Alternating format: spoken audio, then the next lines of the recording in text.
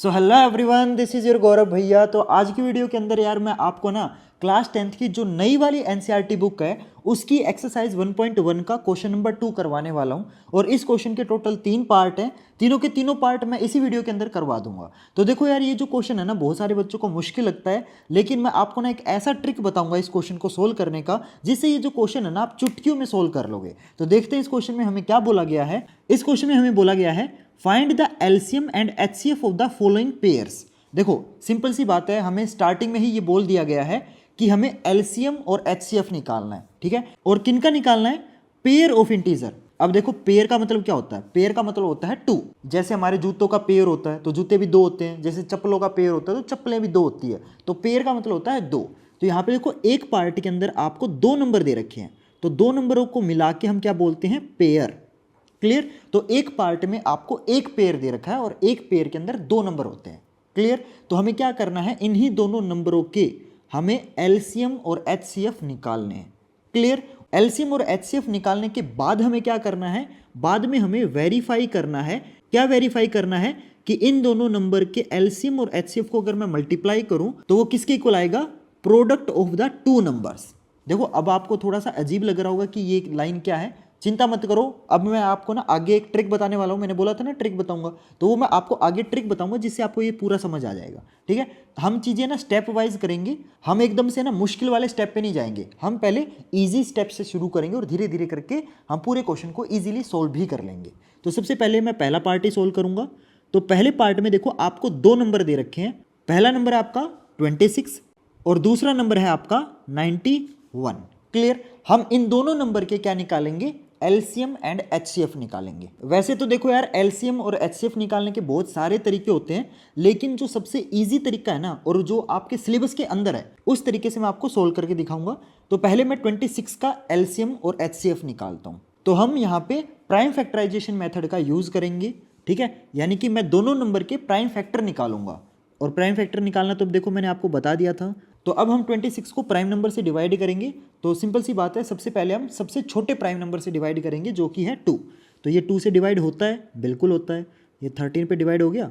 अब देखो 13 आपका 2 से डिवाइड नहीं होता, ठीक है। तो 2 से अगला प्राइम नंबर क्या है? 3 है। 3 से भी 13 डिवाइड नहीं होता। फिर 3 से अगला प्राइम नंबर 5 है। 5 से भी डिवाइड नहीं होता, 7 से भी डिवाइड नहीं होता, 11 से भी डिवाइड नहीं होता। 13 जो है वो खुद एक प्राइम नंबर है, इसीलिए 13 से ही डिवाइड होगा। तो यहाँ पे मैं 13 लिख देता हूँ। क्लियर? तो 26 के प्राइम फैक्टर क्या क्या आ गए? 2 एंड 13। क्लियर? अब हम 91 के भी प्राइम फैक्टर निकालेंगे। तो 91 को भी हम डिवाइड करेंगे। 91 किस पे डिवाइड हो रहा है? तो 91 देखो 2 से डिवाइड नहीं होता, 3 से नहीं होता, 5 से नहीं होता, लेकिन 7 से डिवाइड हो रहा है। यस, तो 7 से डिवाइड करेंगे तो ये आ गया आपका 13। अब 13 खुद एक प्राइम नंबर है तो 13 से डिवाइड होगा। तो 91 के प्राइम फैक्टर क्या क्या आ गए? 7 एंड 13। क्लियर? तो देखो मेरे को दो नंबर दे रखे थे 26 एंड 91। मैंने दोनों के प्राइम फैक्टर निकाल लिए, लेकिन क्वेश्चन में हमें बोला गया है एलसीएम और एचसीएफ निकालना। तो देखो प्राइम फैक्टर निकालना पहला स्टेप होता है किसी भी नंबर के एलसीएम या एचसीएफ निकालने के लिए, ये आपको निकालने पड़ेंगे, ठीक है। अब हम इन प्राइम फैक्टर को यूज करके हम क्या निकालेंगे? एलसीएम एंड एचसीएफ निकालेंगे, ठीक है। तो मैं क्या करूंगा, इन दोनों नंबर के प्राइम फैक्टर को ना एक दूसरे के बिल्कुल एग्जैक्ट नीचे लिख दूंगा ऐसे, 7 × 13, और यहाँ से मैं इरेज कर देता हूँ, ठीक है। तो दोनों नंबर के जो प्राइम फैक्टर है वो मैंने ऊपर नीचे ऐसे लिख दिए। क्लियर? अब हम पहले निकालेंगे एलसीएम निकालते हैं, ठीक है। पहले हम एलसीएम निकालते हैं। तो एलसीएम कैसे निकालेंगे देखो मैं बताता हूँ। तो आपने ये जो प्राइम फैक्टर निकाले हैं ना, इनमें से देखो कि कॉमन क्या है। तो ऑब्वियस सी बात है, दोनों के अंदर 13 लिखा हुआ है, राइट। दोनों के अंदर है 13। तो जो चीज़ कॉमन है ना वो हम एक ही बार लिखेंगे, ठीक है। तो देखो दोनों के अंदर आपका 13 कॉमन है, तो जो चीज़ कॉमन होती है वो सिर्फ एक बार लिखेंगे। एंड बाकी जो नंबर बच गए, जैसे आपका 2 बच गया और 7 बच गया, तो वो भी हम लिख देंगे, ठीक है। और इनको मल्टीप्लाई कर देंगे, तो मल्टीप्लाई करने पर ये आपका 182 आ गया। तो एलसीएम हम इस तरीके से निकालते हैं। तो 26 और 91 का जो एलसीएम है वो आपका 182 आया है। क्लियर? अब मैं एचसीएफ निकालना सिखाता हूँ। तो एचसीएफ कैसे निकालेंगे उसका भी मैं ट्रिक बताता हूँ। एचसीएफ निकालना और भी आसान है। जो चीज़ इन दोनों के अंदर कॉमन है ना, सिर्फ और सिर्फ वही लिखेंगे। तो दोनों के अंदर सिर्फ और सिर्फ 13 कॉमन था, इसीलिए हमारा एचसीएफ 13 हो जाएगा। क्लियर? आया समझ? हमेशा एक चीज़ याद रखना, जो HCF होता है ना वो हमेशा LCM से छोटा होता है। आई चीज़ समझ। HCF सिर्फ वही नंबर होता है जो कॉमन है, और LCM में क्या होता है, जो नंबर कॉमन है वो एक बार लिखा जाएगा और जो बाकी नंबर बच गए वो भी एक एक बार लिखे जाएंगे। इस बात में ना काफ़ी बच्चे कंफ्यूज हो जाते हैं, तो इस चीज़ को याद करने का तरीका क्या है, HCF जो है वो हमेशा LCM से छोटा होता है। ठीक है, आई चीज़ समझ, क्लियर। तो हमने इन दोनों नंबर के LCM और HCF निकाल लिए। ठीक है, अब देखो क्वेश्चन में हमें क्या बोला गया है, हमें बोला गया है कि हमें एक रिलेशन वेरीफाई करना है। रिलेशन कौन सा वेरीफाई करना है, that LCM into HCF is equal to product of the two numbers. ये हमें वेरीफाई करना है। चलो फिर वेरीफाई करते हैं। तो जो चीज़ हमें बोली गई है हम पहले लिख लेंगे। तो हमें क्या वेरीफाई करना है, दैट LCM और HCF को मल्टीप्लाई करने पर वो किसके इक्वल आना चाहिए, product of two numbers. Clear. अब देखो हमारा LCM क्या है, LCM हमने निकाला ना अभी 182 है, तो LCM की जगह मैं 182 लिख देता हूँ। ठीक है, HCF मेरा क्या है 13 है, तो HCF की जगह मैं 13 लिख देता हूँ। अब काफ़ी बच्चों को समझ नहीं आता कि यार ये जो प्रोडक्ट ऑफ टू नंबर है इसका मतलब क्या है, जो नंबर हमें दे रखे थे ना एक्चुअली में इन्हीं को मल्टीप्लाई करना है। ठीक है, तो हम लिख लेंगे दो नंबर कौन कौन से हमारे 26 एंड 91। ठीक है, अब हम इसको वेरीफाई करते हैं। अब देखो ऑब्वियस ही बात है, ये हमारी लेफ्ट हैंड साइड है LHS और ये हमारी राइट हैंड साइड है RHS। तो ऑब्वियस ही बात है वेरीफाई करने के लिए हमें लेफ्ट हैंड साइड और राइट हैंड साइड को इक्वल दिखाना है। ठीक है, तो मल्टीप्लाई करते हैं। तो यहाँ पे देखो 182 इंटू 13 किसके इक्वल हो जाएगा, ये आ जाएगा मल्टीप्लाई करने पर 2366 के, और 26 इंटू 91 करेंगे तो भी इतना ही आएगा 2366। क्लियर। तो लेफ्ट हैंड साइड और राइट हैंड साइड हमारे इक्वल आ गए, इसका मतलब क्वेश्चन वेरीफाई हो गया। तो लास्ट में आप लिख दोगे हैंस वेरीफाइड। क्लियर एवरीवन, आया समझ।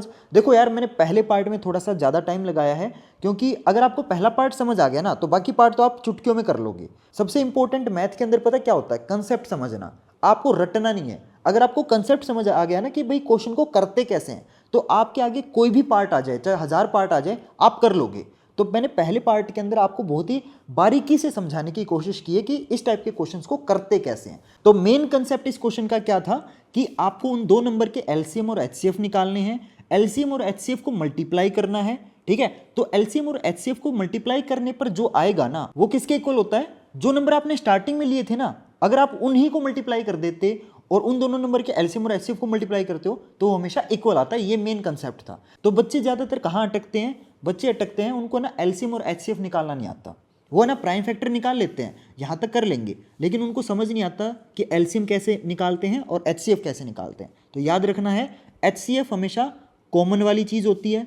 ठीक है, और LCM हमेशा जो कॉमन है वो एक बार लिखा जाएगा और जो नंबर बच गए वो भी एक एक बार लिखे जाएंगे और मल्टीप्लाई करना पड़ेगा। अगर आपको इस तरीके से समझना है तो एक दिमाग में पॉइंट रखना कि LCM हमेशा HCF से बड़ा होता है। अगर आपका HCF LCM से बड़ा आ जाए ना तो आपने कहीं ना कहीं गलती कर दी है। हमेशा जो LCM है, LCM will be greater than HCF। Clear everyone. तो मैं होप करता हूं आपको ये जो पहला पार्ट है वो अच्छे से समझ आ गया होगा। अब मैं इसी क्वेश्चन का जो सेकंड पार्ट है ना वो मैं आपको करके दिखाता हूं कि सेकंड पार्ट कैसे करना है। वैसे देखो हर पार्ट के अंदर है ना सेम कंसेप्ट ही यूज होगा। ठीक है, तो चलो हम सेकंड पार्ट करते हैं।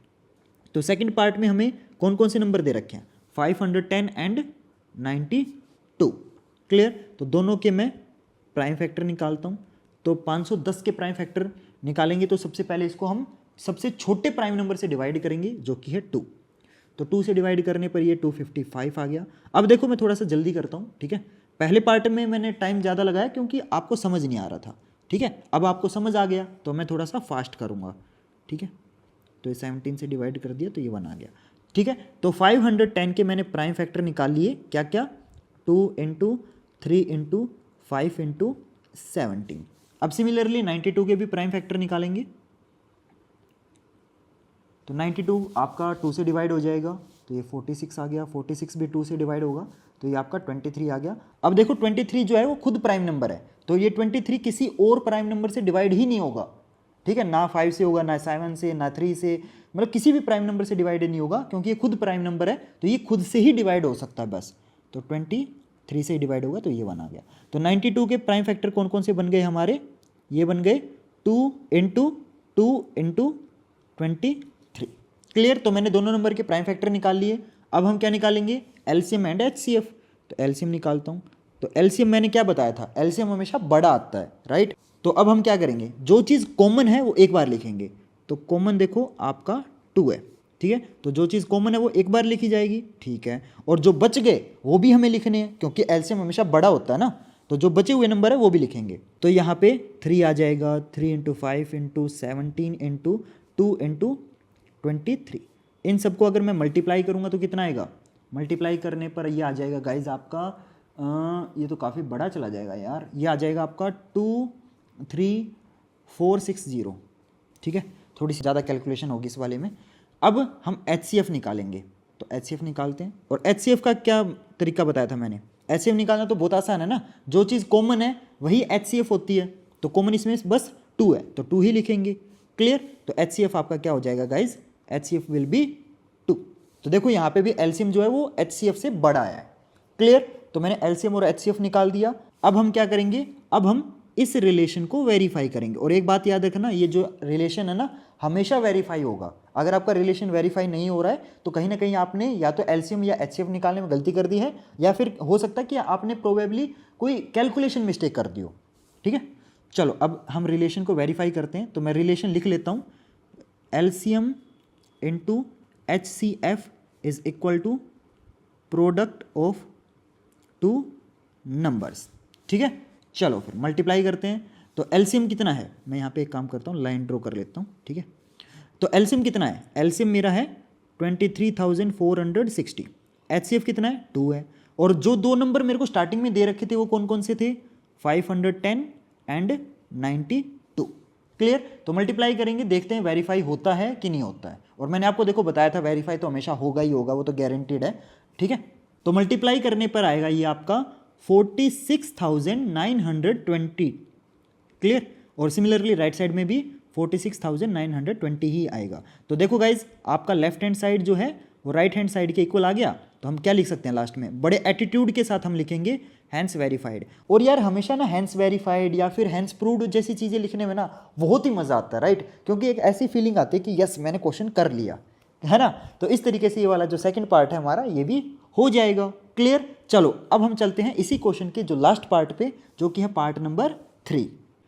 तो थर्ड पार्ट में हमें क्या क्या नंबर दे रखे हैं, थर्ड पार्ट में दे रखे हैं 336 एंड 54।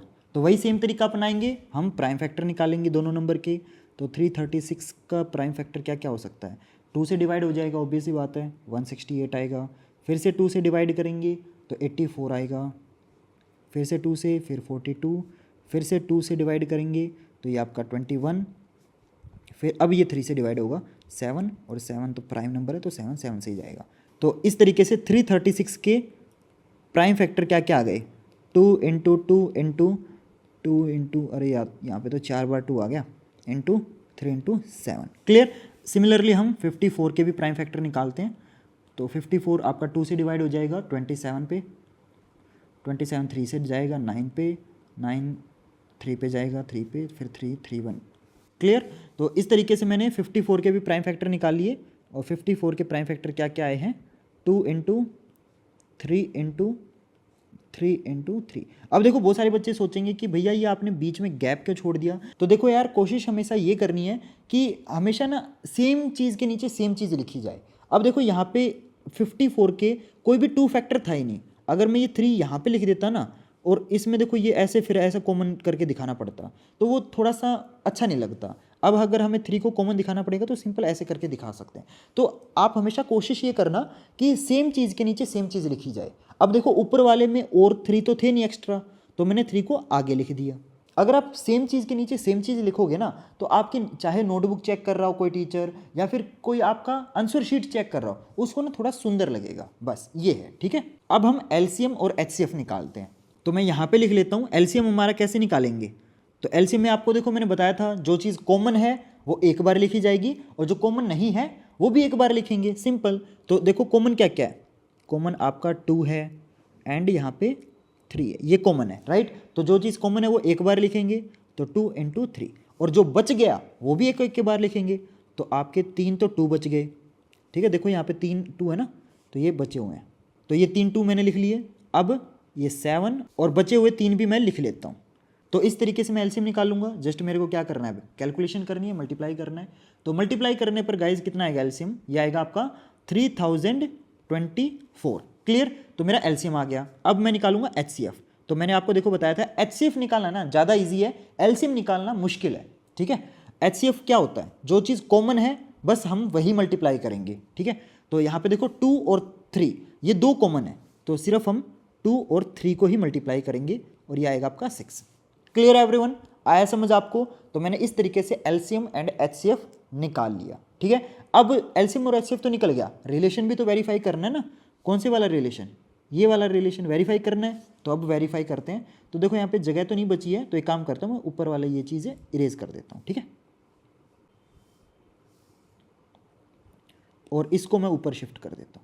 तो अब नीचे मैं क्या करूँगा, रिलेशन वेरीफाई करके दिखाऊंगा। तो हमारा रिलेशन क्या था, रिलेशन था हमारा LCM into HCF is equal to product of 2 numbers, right.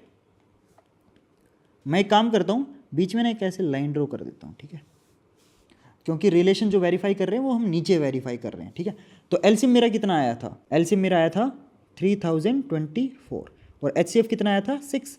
और 2 नंबर मेरे क्या क्या थे क्वेश्चन के अंदर, 336 एंड 54 थे।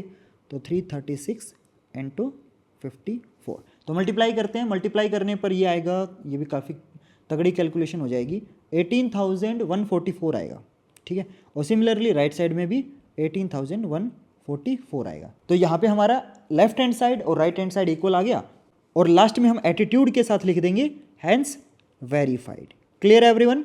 तो इस तरीके से ये जो सेकंड क्वेश्चन है इसके तीनों के तीनों पार्ट मैंने आपको करके दिखा दिए। होप करता हूँ यार आपको अच्छे से समझ आया होगा। देखो यार मैंने बहुत ही बारीकी से आपको समझाने की कोशिश की है। जब भी मैं पढ़ाता हूँ ना तो मैं ये सोच के पढ़ाता हूँ कि यार मैं एक ऐसे स्टूडेंट को पढ़ा रहा हूँ जिसको लिटरली कुछ नहीं आता, और अगर ये क्वेश्चन उस बच्चे को भी समझ आ गया ना जिसको कुछ नहीं आता, तो मेरे हिसाब से फिर तो यार हर बच्चे को समझ आ जाना चाहिए क्वेश्चन। ठीक है, तो इस तरीके से यार हमारा जो मुश्किल दिखने वाला क्वेश्चन है इजीली हो जाएगा। होप करता हूँ यार आपको अच्छे से समझ आ गया होगा। एंड अगर आपको यार ये क्वेश्चन अच्छे से समझ आया तो देखो मैं बस आपसे ना छोटी सी रिक्वेस्ट करना चाहूँगा कि आप प्लीज़ वीडियो को लाइक कर दो। देखो यार ना मैं आपसे कोई पैसा मांग रहा हूँ, कुछ भी नहीं मांग रहा, मैं आपसे एक फ्री की चीज़ मांग रहा हूँ, वो है जस्ट वीडियो को लाइक कर दो। क्योंकि जब आप वीडियो को लाइक करोगे ना तो यूट्यूब इस वीडियो को और भी ज़्यादा प्रमोट करेगा और ये वीडियो उन बच्चों तक पहुंचेगी जिन बच्चों को इस क्वेश्चन में बहुत ज़्यादा दिक्कत है। तो अगर आप वीडियो को लाइक कर रहे हो ना तो एक तरीके से आप उस बच्चे की हेल्प कर रहे हो जिस बच्चे को इस क्वेश्चन में दिक्कत है। तो यार एक दूसरे की हेल्प करना सीखो, वीडियो को लाइक करो,